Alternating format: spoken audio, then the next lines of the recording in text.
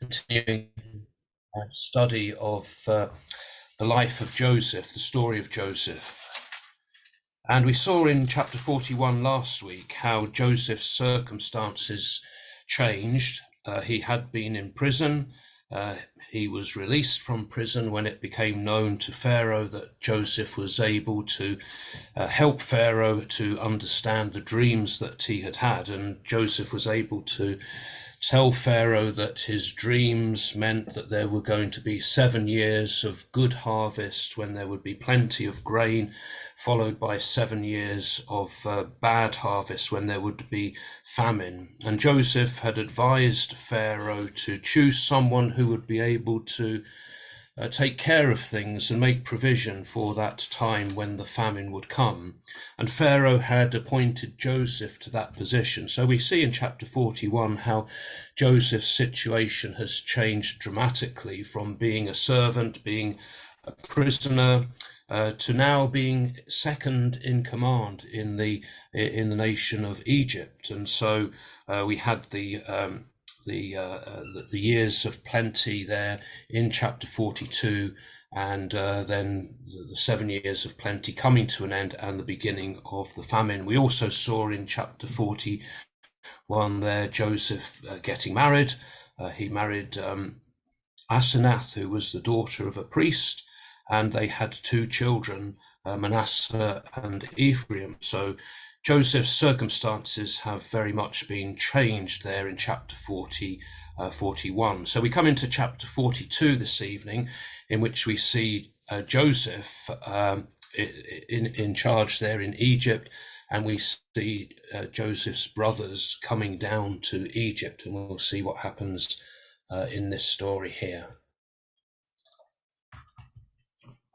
We're going to begin here in chapter 42. We'll read verses 1 to 5, which says, "When Jacob learned that there was grain in Egypt, he said to his sons, 'Why do you keep looking at one another? I have heard,' he said, 'that there is grain in Egypt. Go down and buy grain for us there, that we may live and not die.' So 10 of Joseph's brothers went down to buy grain in Egypt. But Jacob did not send Joseph's brother Benjamin with his brothers, for he feared that harm might come to him. Thus the sons of Israel were among the other people who came to buy grain, for the famine had reached the land of Canaan." The famine that was affecting Egypt had also affected the land of Canaan as well, where Jacob and his other sons are living. And the situation was serious, and Jacob rebuked his sons for doing nothing. He says to them, "Why do you look at one another? Why are you sitting around just looking at one another? Why not do something to try to help relieve the situation?" And having heard that there was grain in Egypt, Jacob then sent 10 of his sons to Egypt to buy grain. He instructs them in verse 2, "Go down and buy grain for us there, that we may live and not die." There had been some earlier famines that had affected Canaan. We see in the time of Abraham in Genesis chapter 12 and verse 10, there was a famine at this time. That verse says, "Now there was a famine in the land, so Abraham went down to Egypt to reside there as an alien, for the famine was severe in the land." So on occasion, Abraham had also gone down to Egypt during that time of famine. There was another famine mentioned in chapter 26 and verse 1 in the time of Isaac. Chapter 26 verse 1 says, "Now there was a famine in the land, besides the former famine that had occurred in the days of Abraham. And Isaac went to Gerar to King Abimelech of the Philistines. The Lord appeared to Isaac and said, 'Go down to Egypt, settle in the land that I shall show you.'" So on that occasion, Isaac was told not to go down to Egypt. So on this occasion, then, Jacob has heard that there is grain there in Egypt, and so he sends his sons on this mission to go down to Egypt to buy themselves some grain. So he says, "so that we may live and not die." But Jacob did not send Benjamin, Joseph's brother, Jacob's youngest son, for he was afraid that harm might come to him. So Jacob is being very protective of Benjamin. He already believes that Joseph is dead, and he doesn't want any harm to come to Benjamin as well. The famine at this point had been going on for 2 years. In chapter 45 and verse 6, when Joseph finally makes himself known to his brothers there, he says to them, "For the famine has been in the land these 2 years, and there are 5 more years in which there will be neither ploughing nor harvest." So we're here 2 years into this 7-year famine. Stephen, in his speech in Acts chapter 7, makes reference to these events that we're reading of here in Genesis, in Acts chapter 7, verses 9 to 12.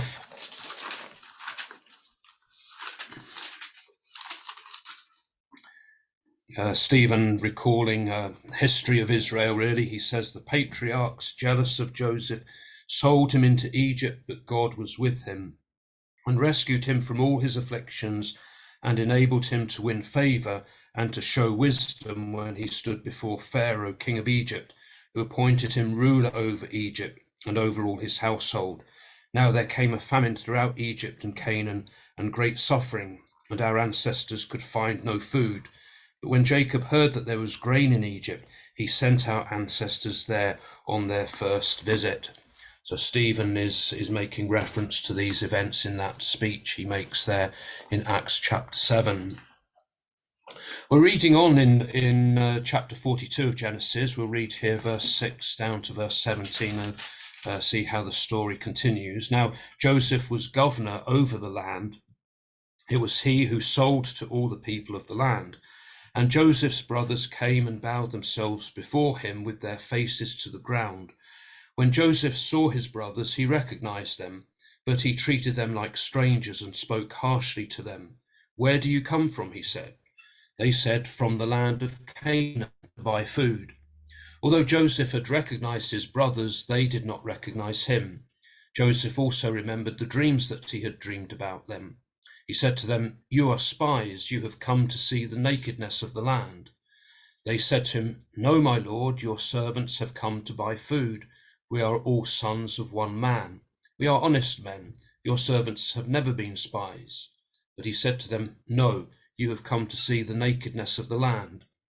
They said, 'We, your servants, are 12 brothers, the sons of a certain man in the land of Canaan.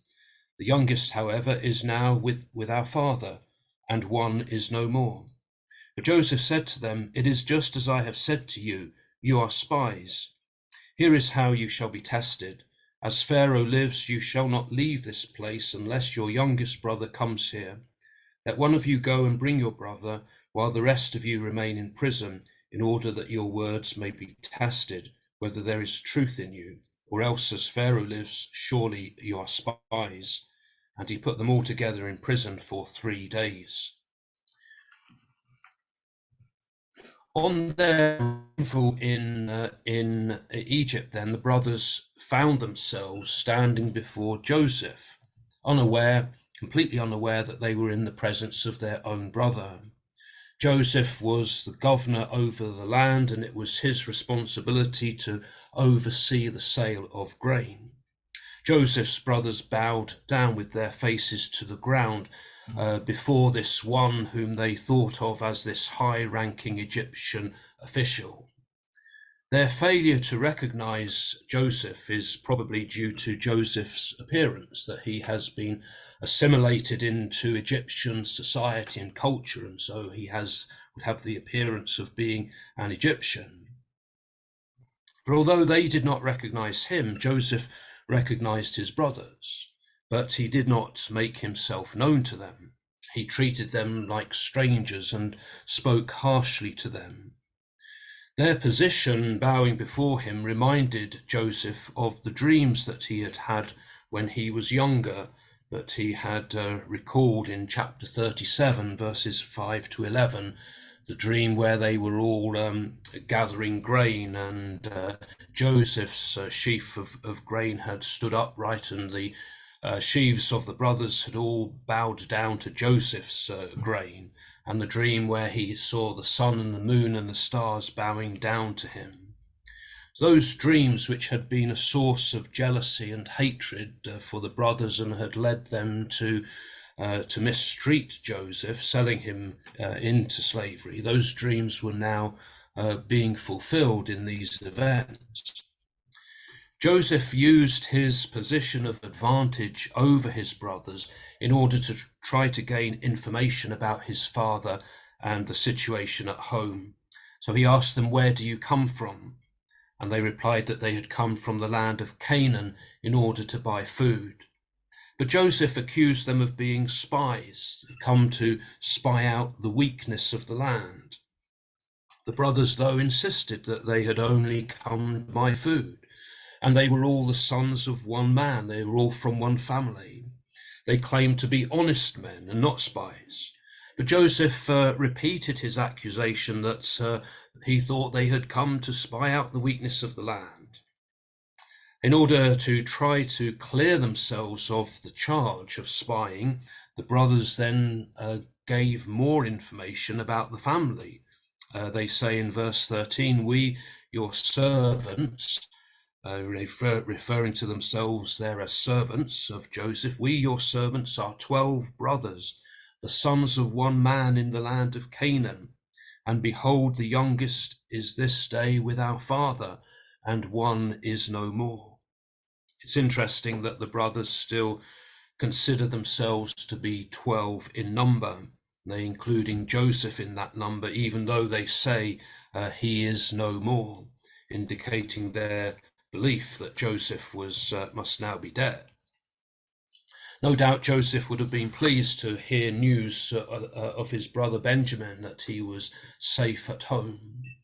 But Joseph persists with this accusation that they are spies, and he now offers them the opportunity to prove their innocence. They would not be allowed to leave Egypt unless their youngest brother comes to join them there.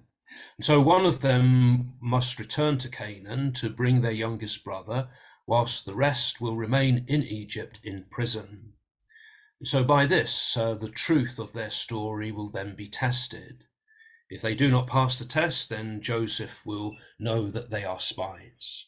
So Joseph then had them all put in the prison for 3 days. Joseph was perhaps giving them a taste of the fear and the hardship that they had inflicted upon him. But at the same time, he's perhaps seeking a way for them to be reunited. So the test here is really to find out if they have changed, if their hearts have changed following the way in which they had treated Joseph. Reading on in the story here, verse 18 to 28, says, "On the 3rd day Joseph said to them, 'Do this and you will live, for I fear God. If you are honest men, let one of your brothers stay here where you are imprisoned. The rest of you shall go and carry grain for the famine of your households, and bring your youngest brother to me. Your word will be verified, and you shall not die.' And they agreed to do so. They said to one another, 'Alas, we are paying the penalty for what we did to our brother. We saw his anguish when he pleaded with us, but we would not listen. This is why this anguish has come upon us.' Then Reuben answered them, 'Did I not tell you not to wrong the boy? But you would not listen. So now there comes a reckoning for his blood.' They did not know that Joseph understood them, since he spoke with them through an interpreter. He turned away from them and wept. Then he returned and spoke to them. And he picked out Simeon and had him bound before their eyes. Joseph then gave orders to fill their bags with grain, to return every man's money to his sack, and to give them provisions for their journey. This was done for them. They loaded their donkeys with their grain and departed. One of them opened his sack to give his donkey fodder at the lodging place. He saw his money at the top of the sack. He said to his brothers, 'My money has been put back. Here it is in my sack.' At this they lost heart and turned trembling to one another, saying, 'What is this that God has done to us?' After his brothers had spent 3 days in prison, then Joseph changed the conditions of their release. He said that he was a man who feared God, so he's someone who can be trusted. and he promised that they would live if they did as he instructed. Instead of just one going back to Canaan and 9 remaining in prison, Joseph now said that 9 of them could go back, taking grain with them for their families who were suffering as a result of the famine, and just one of them would have to remain behind until they returned with their youngest brother, and so prove that they are not spies. Discussing this with one another, then, the brothers reflected upon their situation, and they saw it as a consequence of the way in which they had treated Joseph all those years ago. And now it's something like 20 or more years since that had happened. So these events, the things that are happening to them now, have stirred up their consciences and reminded them of what they had done to Joseph. They admit their guilt now over the way that they had treated Joseph. In Numbers chapter 32 and verse 23, Moses says, you can be sure your sins will find you out. And this was true for Joseph's brothers on this occasion, that these things eventually come to light. They say they had seen distress that they had caused Joseph at that time, and they'd refused to listen to him when he pleaded with them, and therefore they are now suffering this distress, that these things are coming back upon them. Reuben, who is the eldest son, then berated his brothers, telling them that he had told them not to sin against the lad, but they had refused to listen to him. And now he says that there was a reckoning for his blood. Now they have to give an account for these things that they have done. They're being held accountable for their actions of the past. So the passing of time does not blot out the sin or doesn't ease the conscience. These things still have to be dealt with. Joseph, we learn here, had been speaking with his brothers through an interpreter. And they did not know that Joseph could understand their language, and he understood every word that they were saying to one another. So he realizes now how they are feeling about this situation, and he realizes what Reuben's role had been in all of that, and how Reuben had advised them not to do those things. So Joseph would have been able to sense their guilt and their remorse. And at that moment, he had to turn away from them and weep. He was overcome with the emotions of the occasion. When he returned, then he took Simeon. Simeon was the second born, the second eldest after Reuben. And he had Simeon bound in their sight. So they saw Simeon being bound in this way. Again, perhaps a reminder to them of what they had done to Joseph those years before.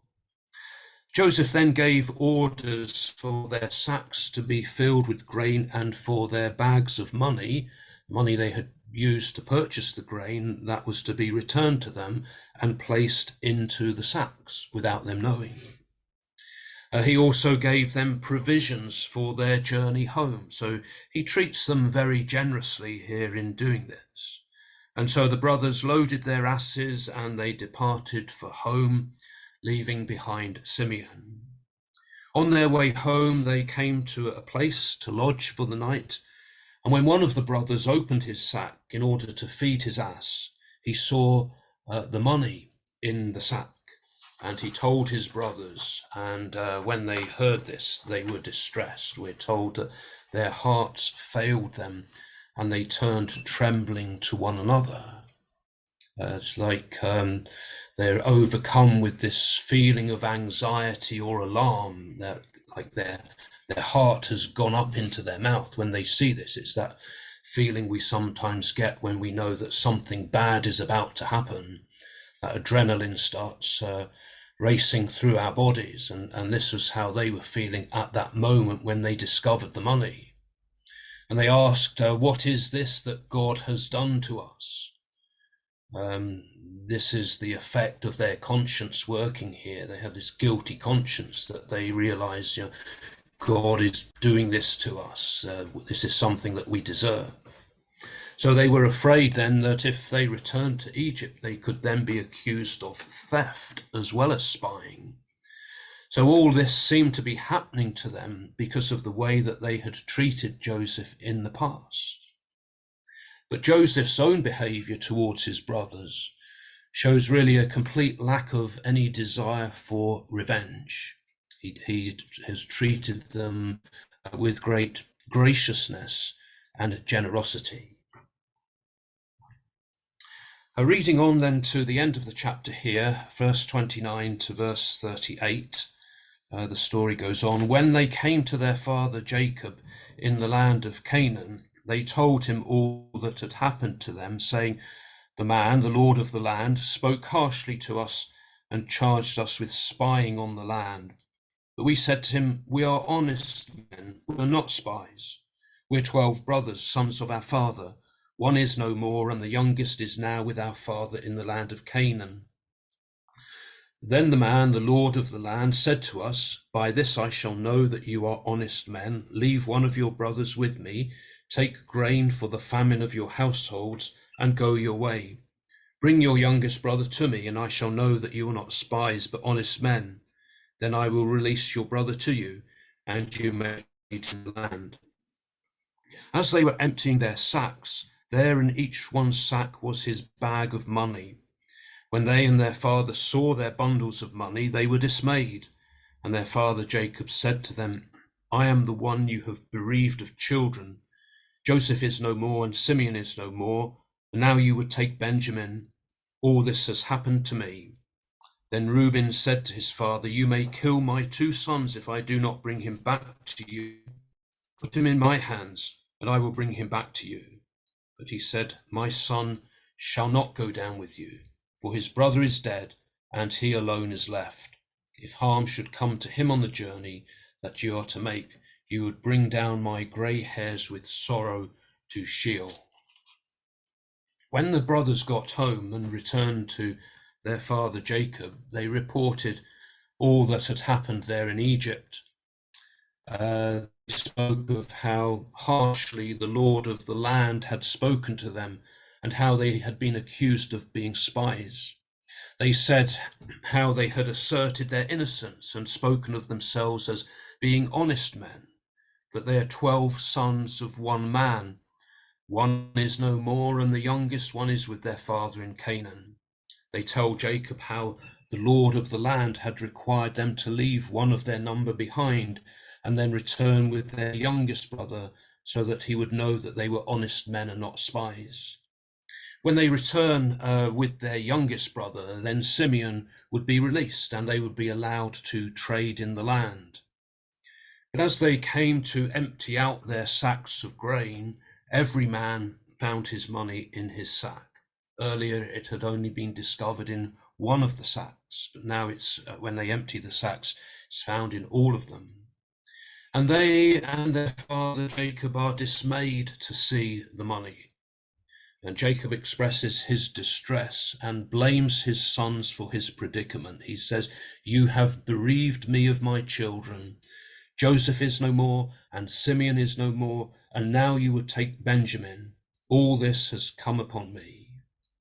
The Authorized Version translates that last phrase as, "All these things are against me. Everything is working against me." Reuben then proposed that Jacob should entrust Benjamin into his care. And if he did not return with him, then Jacob could kill his 2 sons. So courageous but a rash offer that Reuben makes here. But he is showing concern for his father and for the well-being of his father, that he would even say such a thing as that. But Jacob is not prepared to take that risk. He said, "My son shall not go down with you, for his brother is dead and he only is left." By that he's referring to Benjamin being the only son left of Rachel's children. As far as Jacob is concerned, he understands that Joseph is dead, and so Benjamin is the only survivor. And he says, if harm should befall him on the journey that you are to make, you would bring down my grey hairs with sorrow to Sheol. So if Benjamin were to be harmed, if any harm were to come to Benjamin, then Jacob would die in great sorrow. He would go to his grave in sorrow. Jacob is displaying really a very pessimistic attitude here, and even a lack of faith and trust in God. He thought Joseph and Simeon were dead, as good as dead, and that Benjamin would be in grave danger if they were to go to Egypt. Everything is against me, he's thinking. Although Jacob sees everything against him, all of these things working against him, in reality, God is using these events to bring about good for him. And the good that will come about from this would be the preservation of Jacob and his family, and the fulfillment of the promises that God made to Abraham to make of his descendants a great nation. So it's all about the perspective that we take on our circumstances, how we look at things, and what sort of perspective we have on our own situations. Sometimes everything can be seen as working against us, and we see no good in it, but we don't get to see the whole picture, and we don't get to see how God is working through these events. Okay, we'll stop there, and